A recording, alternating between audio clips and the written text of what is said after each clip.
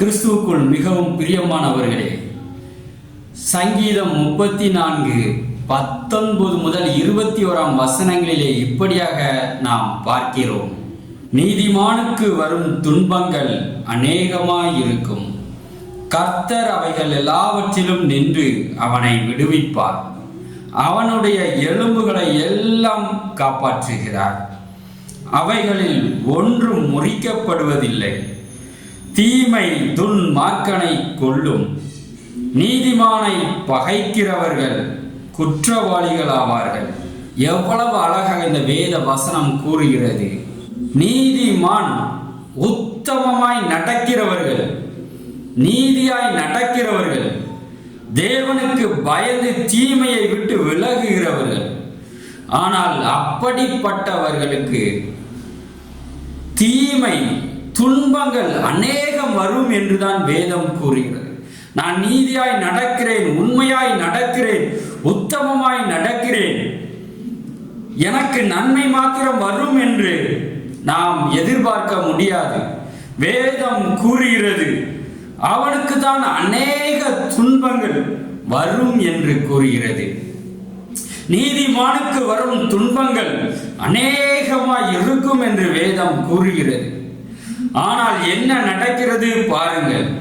வேத வசனம் கூறுகிறது, கர்த்தர் அவைகள் எல்லாவற்றிலும் இருந்து அவனை காப்பாற்றுகிறார் என்று சொல்லி. இன்னும் வேதம் கூறுகிறது அவனுடைய எலும்புகளை எல்லாம் காப்பாற்றுகிறார், அவனுடைய எலும்புகளில் ஒன்றும் முறிக்கப்படுவதில்லை என்று. அப்படி என்றால் என்ன? நீதிமானுடைய எலும்புகள் உயிருக்கே உபத்திரவத்தை கொண்டு வருகிற, ஆபத்தை கொண்டு வருகிற ஒரு சூழல்கள் கூட காணப்படும்.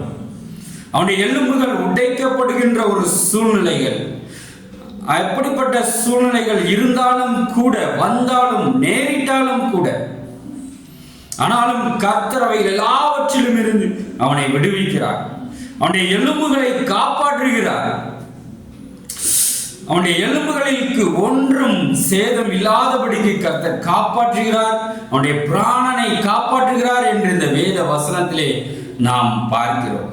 அடுத்ததாக அப்படி என்று சொன்னால், அப்படிப்பட்ட உபத்திரவத்தை நீதிமானுக்கு கொண்டு வந்த அந்த துன்மார்க்கன், அந்த மனிதன், அவன் எப்படிப்பட்டவனாக மாறுகிறான்?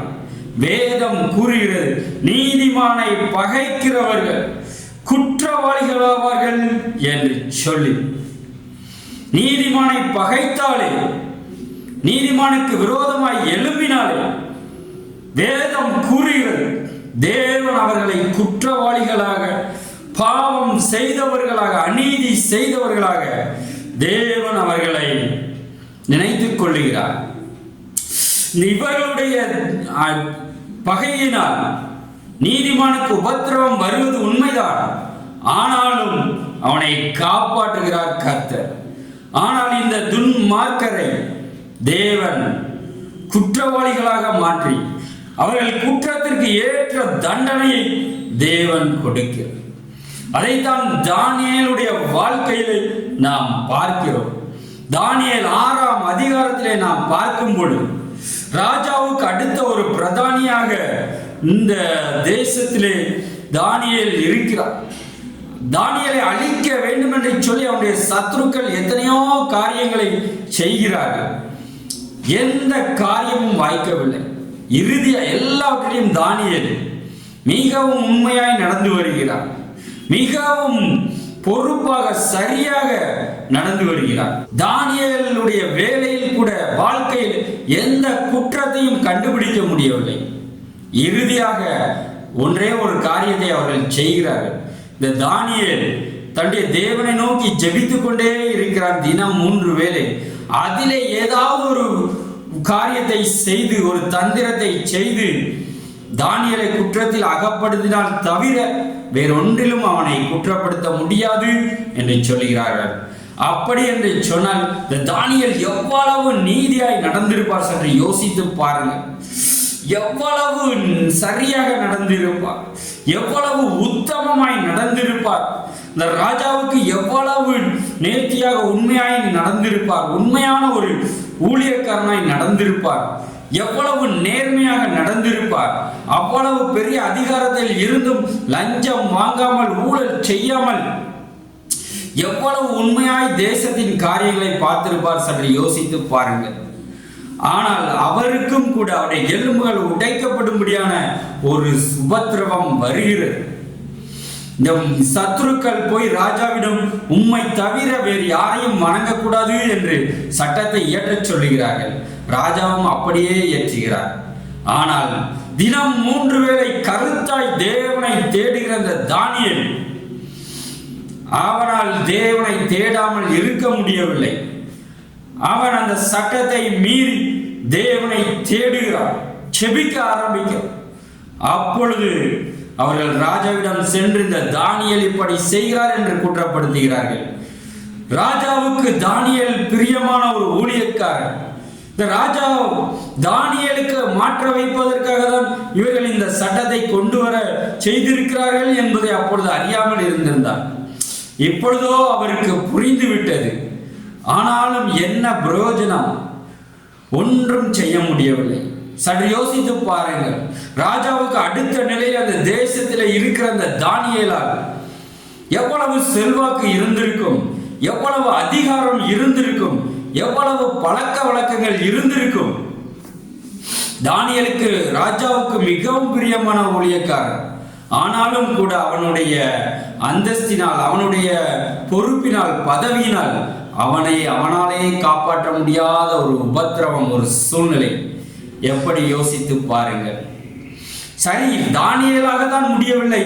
சட்டத்தை இயற்றின அந்த ராஜாவாவது தானியேலை காப்பாற்ற முடியும் என்று பார்த்தால் அவராலும் காப்பாற்ற முடியாமல் போய்விட்டது. அவர் கொடுத்த ஆணையை தானியேலுக்காக ஒரு மாற்ற முடியாமல் போய்விட்டது. தேசத்தின் நீதியை காப்பாற்ற வேண்டும், சட்டத்தை காப்பாற்ற வேண்டும் என்ற ஒரு சூழ்நிலை வரும் பொழுது தானியேலை இந்த ராஜாவாலுமே காப்பாற்ற முடியாது. சற்று யோசித்து பாருங்கள். எவ்வளவு பெரிய உபத்திரவம். இன்னைக்கு நாம் எவ்வளவு பெரிய பதவியில் இருந்தாலும், எவ்வளவு பெரிய அந்தஸ்தில் இருந்தாலும், எவ்வளவு பெரிய செல்வாக்கில் இருந்தாலும், எவ்வளவு பெரிய ஒரு நிலையில் நாம் வாழ்ந்தாலும் உபத்திரவங்கள் வரும் பொழுது நம்மால் எதுவுமே செய்ய முடியாத ஒரு சூழ்நிலைக்குள் நாம் கடந்து செல்லதான் செய்கிறோம். அன்று தானியேலுக்கும் அப்படிப்பட்ட உபத்திரவங்கள் வந்தது. தானியேலை சட்டத்தின்படி அந்த மீறினபடினால் நேரே சிங்க கெபிக்குள்ளே கொண்டு போய் போடுகிறார். அந்த சிங்கத்தின் கெபி குகையிலே, அது ஒரு தாழ்வான பகுதியிலே இருக்கிறது. மேலே இருந்து தானியேலை அவர்கள் அந்த பசியுள்ள அந்த சிங்கங்கள் நடுவில் போடுகிறார்கள். ஆனால் என்ன நடந்தது? தேவன் விடுவித்தார். நீதிமானுக்கு வரும் உபத்திரவங்களில் எல்லாவற்றும் தேவன் அவனை காப்பாற்றுகிறார், விடுவிக்கிறார் என்று நாம் பார்த்த அந்த சங்கீத வசனத்தின்படி தேவன் தானியேலை விடுவித்து காப்பாற்றுகிறார். உயர் பதவியில் இருந்த தானியேலால் தன்னை காப்பாற்ற முடியவில்லை. உயர் பதவியில் இருந்த ராஜாவினால் காப்பாற்ற முடியவில்லை. ஆனால் தேவாதி தேவன் நீதிமானாய் வாழ்ந்த நிமித்தம் அந்த தானியேலை இறங்கி விடுவிக்கிறார். சிங்கத்தின் வாயை கட்டி போடுகிறார். ஒருவேளை தானியேல் இன்னும் உயிரோடு இருப்பானா என்று சொல்லிதான் மறுநாளிலே காலை வேளையிலேயே ராஜா ஓடி வந்து தானியேலை பார்க்க வருகிறார்.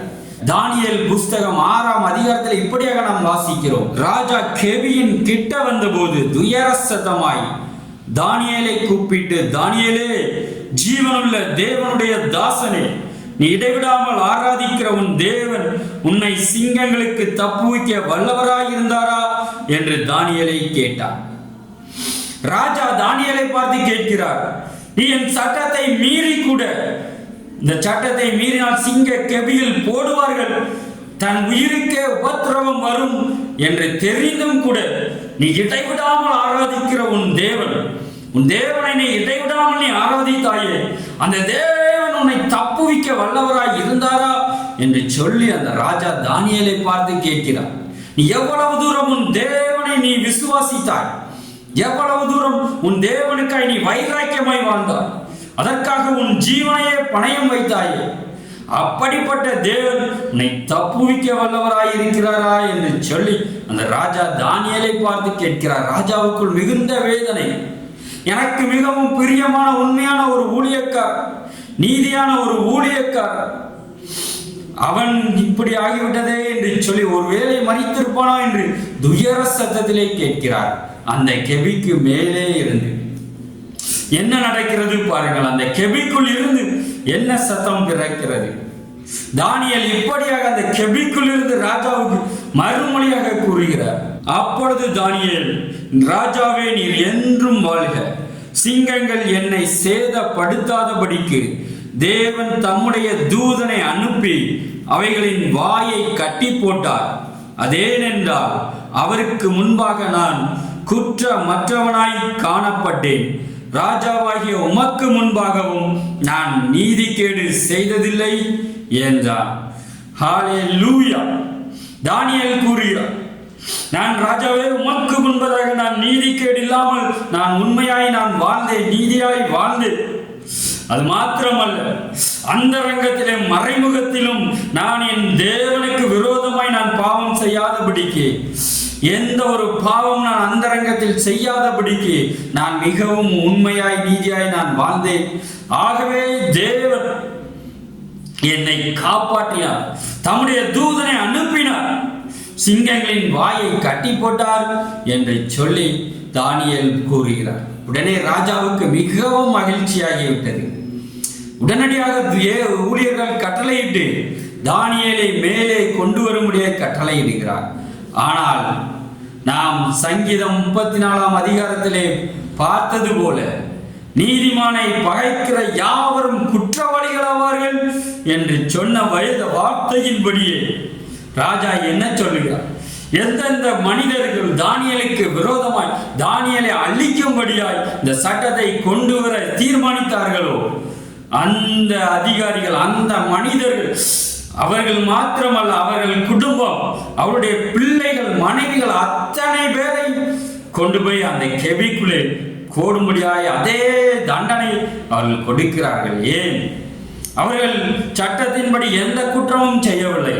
ஆனால் நீதிமானாகிய தானியேலை அவர்கள் பகைத்து விட்டார்கள். நீதிமானாகிய தானியேலை அவர்கள் அழிக்கும்படியாய் இறங்கிவிட்டார்கள். ஆகவே இப்பொழுது அவர்கள் குற்றவாளிகளாய் மாறி போனார்கள். அவர்களுக்கு அந்த கொடுமையான தண்டனை கொடுக்கப்படுகிறது. ஆனால் நடந்தது என்ன? வேதம் அழகாக இப்படியாக கூறுகிறது. தானியேல் 6 அதிகாரம் 24 வசனத்திலே இப்படியாக பார்க்கிறோம். தானியேலின் மேல் குற்றஞ்சாட்டின மனுஷரையோ வென்றால் ராஜா கொண்டு வரச் சொன்னான். அவர்களையும் அவர்கள் குமாரரையும் அவர்கள் மனைவிகளையும் சிங்கங்களின் கெபியிலே போட்டார்கள். கெபியிலே போடும் பொழுது என்ன நடக்கிறது பாருங்கள். அவர்கள் கெபியின் அடியிலே சேரும் முன்னே சிங்கங்கள் அவர்கள் மேல் பாய்ந்து அவர்கள் எலும்புகளை எல்லாம் நொறுக்கி போட்டது. ஹல்லேலூயா. கெபியிலே தானியேலை போட்ட பொழுது பசியாயிருந்த சிங்கங்கள் தானியேலை ஒன்றும் செய்யவில்லை. ஏனெனில் தேவன் வாயை கட்டி போட்டார். ஆனால் இந்த குற்றஞ்சாட்டின மனிதர்கள் அவர்கள் குடும்பங்களை போட்ட பொழுது அவர்கள் மேலே இருந்து கெபிக்குள் விழும் பொழுது கெபியின் அடி பகுதியை கூட அவர்கள் தொடவில்லை. அதற்குள் அந்த சிங்கங்கள் பாய்ந்து அப்படி அவருடைய எலும்புகளை நொறுக்கி போட்டது என்று பார்க்கிறோம். வேத வசனம் எவ்வளவு அழகாக கூறுகிறது பாருங்கள். சங்கீதத்திலே பார்த்த பொழுது அவனுடைய எலும்புகளை எல்லாம் காப்பாற்றுவார், அவனுடைய எலும்புகள் ஒன்று முறிக்கப்படுவதில்லை என்று பார்த்தோம். அதே போல இங்கே தானியேலுக்கு உபத்திரவம் வந்தது, ஆனால் அவனுடைய எலும்புகள் முறிக்கப்படவில்லை. ஆனால் தானியேலை பகைத்த குற்றவாளிகளான அந்த சத்துருக்கள் அவர்களுடைய எலும்புகளை நொறுக்கி போனது, அவருடைய எலும்புகள் நொறுக்கப்பட்டது. ஹல்லேலூயா. தேவன் நீதிமானுக்கு வரும் பலன் என்று நாம் வேதத்திலே பார்க்கிறோம். இயேசு கிறிஸ்து சிலுவையில் தொங்கின பொழுது கூட அவருக்கு வலதுபுறம் இடதுபுறம் இருந்த 2 கல்லர்களுடைய அந்த எலும்புகளும் உடைக்கப்பட்டது. ஆனால் இயேசு கிறிஸ்துவின் சரீரத்தில் அந்த கால்கள், அவருடைய எலும்புகள் உடைக்கப்படவில்லை என்று வேதத்திலே நாம் பார்க்கிறோம். உடைக்க வந்த அந்த ரோம போர் சேவகர் அவர் மரித்து விட்டார் என்பதை உறுதி செய்தபடியினால் அவருடைய எலும்புகளை உடைக்கவில்லை என்பதாக நாம் வேதத்திலே பார்க்கிறோம். ஆம் பிரியமானவர்களே, ஒருவேளை கடைசி நேரத்தில் அந்த ஒரு கள்ளன் இயேசு கிறிஸ்துவை ஏற்றுக்கொண்டு நீதிமானாய் பரதீசுக்குள் கடந்து சென்று இருக்கலாம். ஆனாலும் அவன் செய்த பாவத்தின் நிமித்தம் அவனுடைய கால்கள் உடைக்கப்பட்டிருக்கும் என்பதாக நாம் பார்க்கிறோம். ஆம் பிரியமானவர்களே, நீதிமானுக்கு வரும் துன்பங்கள், உபத்திரவங்கள் அநேகமாய் இருக்கும். நீதிமானுக்கு விரோதமாய் இந்த பூமியின் சாத்தானின் பிசாசினால் பீடிக்கப்பட்ட மக்கள் எழும்புவார்கள். பிசாசின் தூண்டுதலினால் நீதிமானுக்கு விரோதமாய் எழும்புவார்கள். அது நிமித்தம் அநேக உபத்திரவங்கள் வரும். ஆனால் வேதம் கூறுகிறது, தேவாதி தேவன் கூறுகிறார், நான் அவனை காப்பாற்றி அவனை விடுவிப்பேன். அவனுடைய எலும்புகள் ஒன்றும் முறிக்கப்படுவதில்லை. அவனை பகைக்கிற அவனுடைய சத்துருக்கள் குற்றவாளிகளாக மாறுவார்கள். அவர்கள் அந்த தண்டனையை பெற்றுக்கொள்வார்கள் என்று வேதத்திலே நாம் பார்க்கிறோம். ஆம் பிரியமானவர்களே, எவ்வளவு நல்ல ஒரு தேவன் நமக்கு இருக்கிறார். உபத்திரவங்கள் மத்தியில் இன்று நாம் கடந்து சென்றாலும் இதை மாத்திரம் நம்முடைய நினைவில் நாம் வைத்துக் கொள்ளும். நமக்கு ஒரு சேதமும் வரவதில்லை. வேதம் கூறுகிறது, தானியேலின் காரியம் ஜெயமாய் இருந்தது என்று. ஹல்லேலூயா. அப்படிதான் நமக்கு இந்த உபத்திரவங்கள் எல்லாவற்றிலும் இருந்து தேவன் ஜெயத்தை கொடுப்பார். ஆம், வேதம் கூறுகிறது, அவன் சத்துருக்களுக்கு வெட்கத்தை உடுத்துவேன், அவன் தலையிலோ அவன் கிரீடம் பூக்கும் என்று. அப்படியாக தேவாதி தேவன் நம்மை மகிமைப்படுத்தி ஆசீர்வதிப்பார். தானியேல் அதற்கு பின்பதாக, அந்த உபத்திரவத்திற்கு பின்பதாக தானியேலும் தேவனும் மகிமைப்பட்டதை அந்த தேசத்திலே நாம் வேதத்திலே பார்க்கிறோம். அதே போல உங்களுடைய உபத்திரவங்கள் மூலம் நீங்களும் தேவாதி தேவன் மகிமைப்பட போகிறார். தேவன் அப்படியே செய்து உங்களை ஆசீர்வதிப்பாராக. ஆமேன், ஆமேன், ஆமேன்.